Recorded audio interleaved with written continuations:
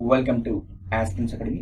ఈరోజు మనం భారతదేశ ప్రధానులు వారి ప్రత్యేకత గురించి చర్చిద్దాం. ఇది పార్టీలో ప్రధానులు అని చెప్పేసి ఒక చాప్టర్ ఉంటుంది, అందులో భాగంగా వస్తుంది. ఫస్ట్ ఆఫ్ ఆల్ మనం జవహర్లాల్ నెహ్రూ నుంచి మొదలు పెడదాం.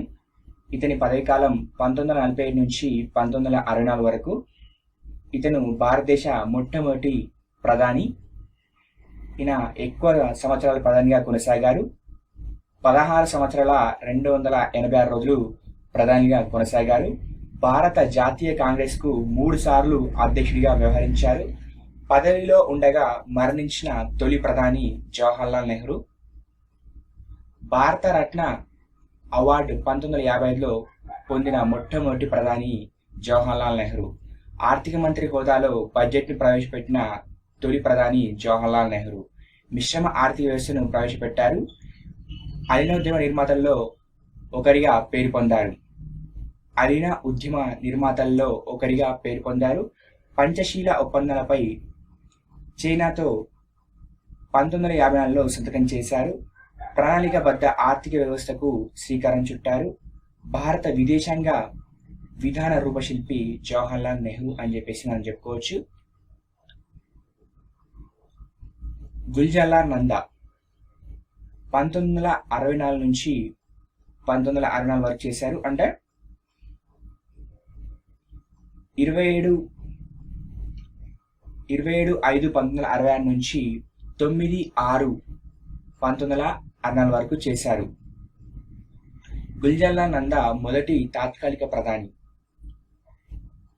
లాల్ బహదూర్ శాస్త్రి మరణానంతరం రెండోసారి 11/1/1966 నుంచి 24/1/1966 వరకు తాత్కాలిక ప్రధానిగా వ్యవహరించారు లాల్ బహదూర్ శాస్త్రి. ఇతని పదవి కాలం 9/6/1964 నుంచి 11/1/1966 వరకు లాల్ బహదూర్ శాస్త్రి ప్రధానిగా కొనసాగారు. 1965లో పాకిస్తాన్తో మన దేశానికి యుద్ధం జరిగినప్పుడు ఇతను ప్రధానిగా వ్యవహరించారు. 1966లో పాకిస్తాన్తో తాష్కెంట్ ఒప్పందం కుదుర్చుకున్నారు. పదవిలో ఉండగానే మరణించిన రెండో ప్రధాని లాల్ బహదూర్ శాస్త్రి. ఇతని నినాదం జై జవాన్ జై కిసాన్. విదేశాల్లో మరణించిన తొలి ప్రధాని. మరణానంతరం భారతరత్న పొందిన తొలి ప్రధాని ఎల్వి శాస్త్రి గారి. మరణానంతరం భారతరత్న అవార్డు పొందిన మొట్టమొదటి ప్రధాని ఈయన ఉత్తరప్రదేశ్ చెందినవారు. శాసన ఉల్లంఘన ఉద్యమంలో పాల్గొన్నారు. ఇండియన్ లింకన్ గా పేరు పొందారు. హరిత విప్లవం కోసం కృషి చేశారు. నేషనల్ డైరీ డెవలప్మెంట్ బోర్డు ఈయన కాలంలోనే ఏర్పాటైంది. ఇది ఈయన క్షీర విప్లవం కృషిలో భాగంగా చెప్పవచ్చు. ఏ పోర్ట్ఫోలియో లేకుండా నెహ్రూ మంత్రివర్గంలో మంత్రిగా ఉన్నారు. కర్ణాటకలో జరిగిన రైలు ప్రమాదానికి బాధ్యత వహిస్తూ తన మంత్రి పదవికి రాజీనామా చేశారు. ఇక ఇందిరాగాంధీ గారు మొదటిసారిగా 24/1/1996 నుంచి 24/3/1997 వరకు ప్రధానిగా వ్యవహరించారు. ఇందిరాగాంధీ రెండోసారి 14/1/1980 నుంచి 31/10/1980 వరకు 84 వరకు ఇందిరాగాంధీ గారు రెండోసారి ప్రధానిగా ఎంపికయ్యారు. రెండోసారి చరణ్ సింగ్ తర్వాత ప్రధానిగా వ్యవహరించారు ఇందిరాగాంధీ గారు. మొదటి మహిళా ప్రధాని ఇందిరాగాంధీ గారు. 1971లో గరీబీ హఠావో నినాదాన్ని ఇచ్చారు. రాజ్యసభ సభ్యత్వంతో ప్రధానిగా ఎన్నికైన మొట్టమొదటి వ్యక్తి ఈమె. 1969లో 14 బ్యాంకుల్ని జాతీయకరణ చేసింది ఈమె. 1980లో మరో 6 బ్యాంకుల్ని జాతీయకరణ చేసింది కూడా ఈమెనే. రాజా ఆభరణాలు 1970లో రద్దు చేసింది ఈమె. రాజా భరణాలు అంటే సంస్థలు ఉన్నాయి కదా, సంస్థలు భారతదేశంలో విలీనం అయ్యేందుకు గాను వారికి కొంత అమౌంట్ ఇవ్వడం జరుగుతుండే. ఆ అమౌంట్ని రద్దు చేసింది కూడా ఈ ప్రధానియే. 20 సూత్రాల పథకాన్ని ప్రవేశపెట్టారు. భారత రత్న అవార్డును 1971లో పొందిన తొలి మహిళా ప్రధాని. ఢిల్లీలో జరిగిన నామ్ సదస్సు 1983లో ఈమె అధ్యక్షత వహించారు. భారత రాజ్యాంగానికి అత్యధిక సవరణలు అనగా 37 సవరణలు ఈమె కాలంలోనే జరిగాయి. అత్యధిక సార్లు అత్యవసర పరిస్థితులు ఈమె కాలంలోనే విధించారు.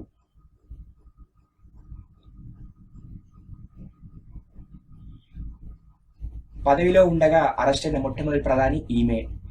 1977లో జరిగిన సాధారణ ఎన్నికల్లో ప్రధాని పదవి నుండి ఓడిపోవడం జరిగింది. మొదటి ప్రోక్లాన్ అణు పరీక్షలు 18 మే 1974లో స్మైలింగ్ బుద్ధ అనే పేరుతో ఈమె హయాంలోనే నిర్వహించారు. భారత్లో తొలిసారిగా మధ్యంతర ఎన్నికల్ని 1971లో నిర్వహించిన తొలి ప్రధాని ఈమె. ఉత్తరప్రదేశ్ చెందినవారు. 1971లో రష్యాతో శాంతి ఒప్పందాన్ని కుదుర్చుకున్నారు.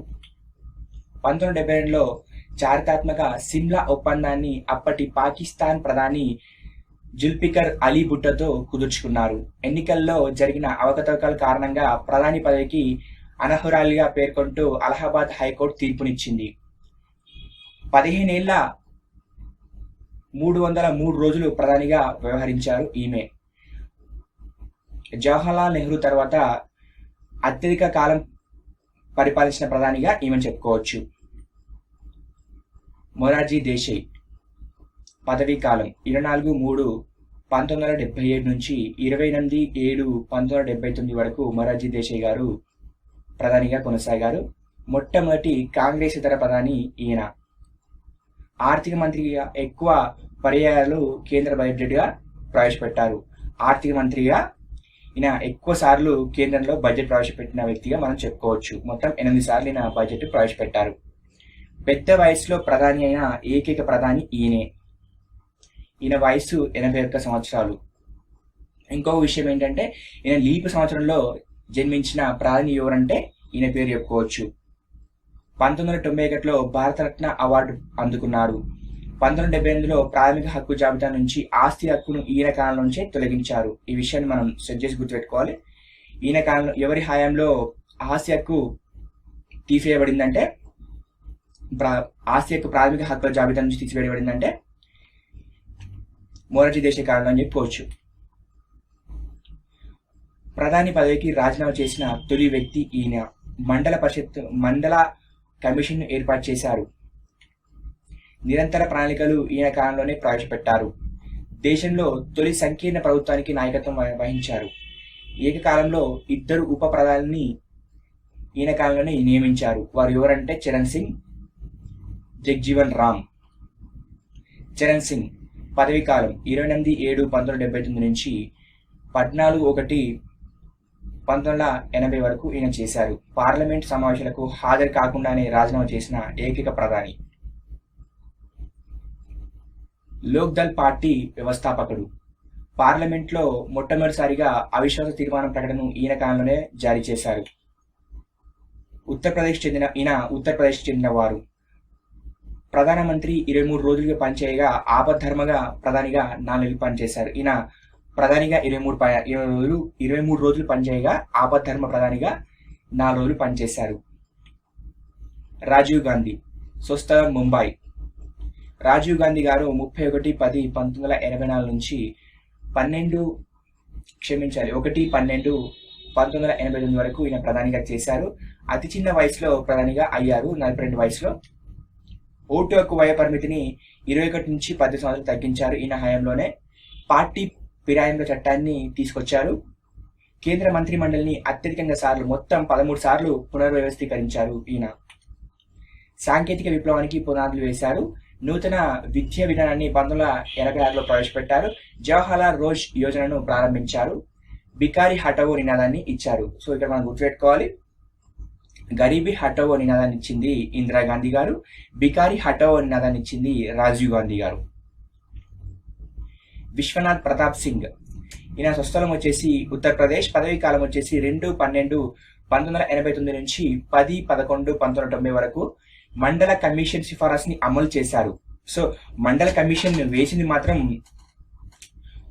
మొరార్జీ దేశాయ్ గారు, దాన్ని అమలు చేసింది మాత్రం విశ్వరాజ్ ప్రతాప్ సింగ్ గారు. ఈయన విశ్వాస తీర్మానం ద్వారా అధికారాన్ని కోల్పోయారు. ఈయన దేశంలో ఫ్రంట్ ప్రభుత్వాలకు శ్రీకారం చుట్టారు. అంతర్రాష్ట్ర మండలిని తొలిసారిగా ఏర్పాటు చేశారు. అయోధ్య వివాదంలో భాజపాకు మద్దతు ఉపసంహరించడంతో అధికారాన్ని కోల్పోయారు ఈయన. అయోధ్య వివాదంలో భాజపా మద్దతు ఉపసంహరించుకోవడంతో అధికారం నుంచి కోల్పోయారు ఈయన.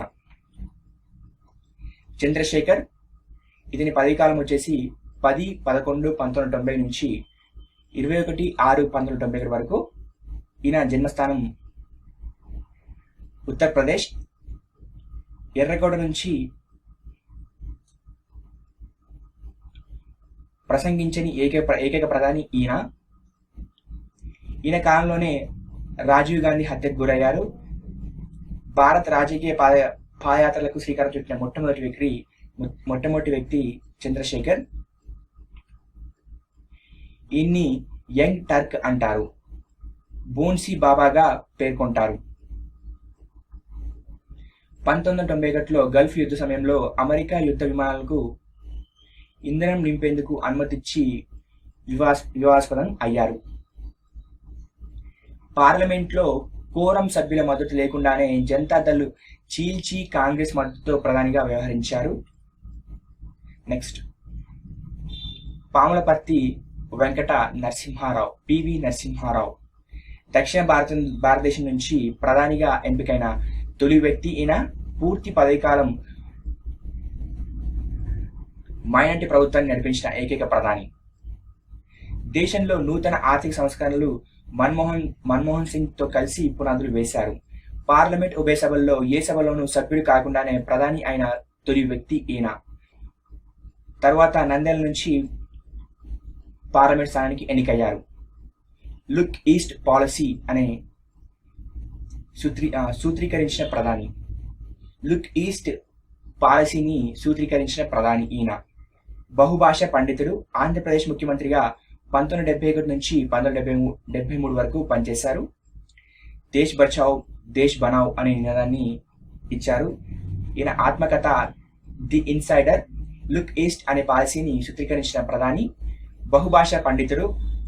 ఆంధ్రప్రదేశ్కు ముఖ్యమంత్రిగా 1971 నుంచి 73 వరకు పనిచేశారు. అటల్ బిహారీ వాజ్పేయి. ఈయన జన్మస్థానం మధ్యప్రదేశ్. అటల్ బిహారీ వాజ్పేయి మొట్టమొదటిసారిగా 16-5-1996 నుంచి 1-6-1996 వరకు పనిచేశారు. రెండోసారి 19-3-1998 నుంచి 22-5-2004 వరకు పూర్తి కాలం ప్రధానిగా చేశారు. మొట్టమొదటిసారి తాత్కాలిక ప్రధానిగా చేయగా రెండోసారి పూర్తి కాలం ప్రధానిగా చేశారు. మొదటిసారి కేవలం 13 రోజులు మాత్రమే కొనసాగిన. ఐక్యరాజ్య సమితిలో హిందీలో ప్రసంగించిన తొలి ప్రధాని అటల్ బిహారీ వాజ్పేయి. కార్గిల్ యుద్ధాన్ని విజయవంతంగా ఎదుర్కొన్నది ఈయనే. ఇక్కడ మనం గమనించాల్సిన విషయం ఏంటంటే, పాకిస్తాన్తో యుద్ధం ఫస్ట్ ఎదుర్కొంది మాత్రం ఎల్బి శాస్త్రి గారు. రెండోసారి కార్గిల్ యుద్ధాన్ని విజయవంతంగా ఎదుర్కొంది అటల్ బిహారీ వాజ్పేయి గారు.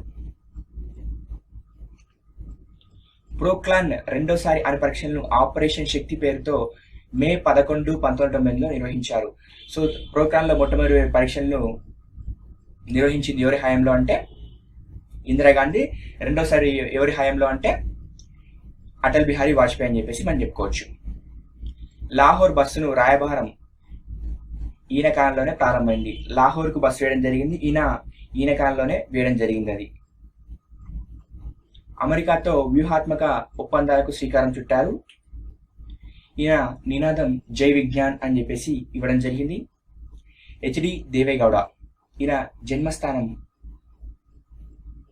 కర్ణాటక. హెచ్డి దేవేగౌడ పదవీ కాలం 1-6-1996 నుంచి 24-1997 వరకు ఈయన ప్రధానిగా కొనసాగారు. హెచ్డి దేవేగౌడ దక్షిణ భారతదేశం నుంచి ఎన్నికైన రెండో ప్రధాని. కేంద్ర క్యాబినెట్ మంత్రి అవ్వకుండానే ప్రధానిగా వ్యవహరించారు. రాజ్యసభ సభ్యునిగా ఉండి ప్రధానిగా వ్యవహరించిన రెండో వ్యక్తి. 13 పార్టీలతో కూడిన యునైటెడ్ ఫ్రంట్ ప్రభుత్వానికి నేతృత్వం వహించారు. అతి తక్కువ మందితో కేంద్రంలో ప్రభుత్వాన్ని ఏర్పాటు చేశారు. ఇతని ప్రభుత్వంలో 44 లోక్సభ సభ్యులు మాత్రమే ఉన్నారు. ఐకే గుజ్రాల్ ఇతని జన్మస్థానం పాకిస్తాన్లోని జీలం. ఐకే గుజ్రాల్ పదవీ కాలం 21/4/1997 నుంచి 19/3/1998 వరకు. రాజ్యసభ సభ్యుడిగా ఉంటూ ప్రధాని పదవి చేపట్టిన మూడో వ్యక్తి.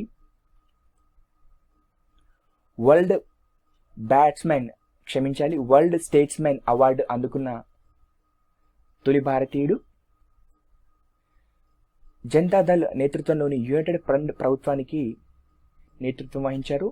యునైటెడ్ ఫ్రంట్ ప్రభుత్వంలో 14 పార్టీలు ఉన్నాయి. గుజ్రాల్ డాక్ట్రిన్ అనే పేరుతో భారత విదేశాంగ విధానంలో ఒక నూతన కోణాన్ని ఆవిష్కరించారు ఐకే గుజ్రాల్. డాక్టర్ మన్మోహన్ సింగ్ ఇతని జన్మస్థానం వచ్చేసి పాకిస్తాన్లో జీలంలోని షూ అనే గ్రామం. ఇతని పదవీ కాలం 22/5/2004 నుంచి 25/5/2009 వరకు. ఇతను రెండోసారి 25/5/2009 నుంచి 26/5/2014 వరకు ప్రధానిగా కొనసాగారు. ప్రధాని పదవిని అలంకరించిన మొట్టమొదటి ఆర్థికవేత్త ఇతను. విశ్వాస తీర్మానంపై ఓటు వేయలేని మొదటి ప్రధాని. కాంగ్రెస్ నేతృత్వంలో ఏర్పడిన తొలి సంకీర్ణ ప్రభుత్వానికి నేతృత్వం వహించారు ఈయన. యునైటెడ్ ప్రోగ్రెసివ్ అలయన్స్ ఈ కూటమి పేరు. అమెరికాతో 1-2-3 అనే ఒప్పందాన్ని కుదుర్చుకున్నారు. దేశంలో సుదీర్ఘకాలం ప్రధానిగా ఉన్న వారిలో ఇతని స్థానం 3వ స్థానం. లోక్సభ పదవీకాలం మధ్యలో అవిశ్వాస పరీక్షలో నెగ్గిన తొలి ప్రధాని ఈయన. 2010లో వరల్డ్ స్టేట్స్ మ్యాన్ అవార్డు పొందారు. World statesman award first I గుజ్రాల్కి వచ్చింది. తర్వాత రెండవ భారతీయుడు మన మన్మోహన్ సింగ్ గారు అని చెప్పుకోవచ్చు. 2010లో వచ్చింది ఈయనకు. వరుసగా 5వసారి అస్సాం నుంచి రాజ్యసభకు ఎన్నికయ్యారు. నరేంద్ర మోడీ ఈయన 26 మే 2014 నుంచి కొనసాగుతున్నారు. నరేంద్ర మోడీ గుజరాత్ ముఖ్యమంత్రిగా పనిచేశారు. స్వచ్ఛ భారత్ అని నినాదాన్ని ఇచ్చారు. జన్ధన్ యోజన ప్రారంభించారు. వారణాసి లోక్సభ స్థానం నుంచి గెలుపొందారు. Thanks for watching. జై హింద్.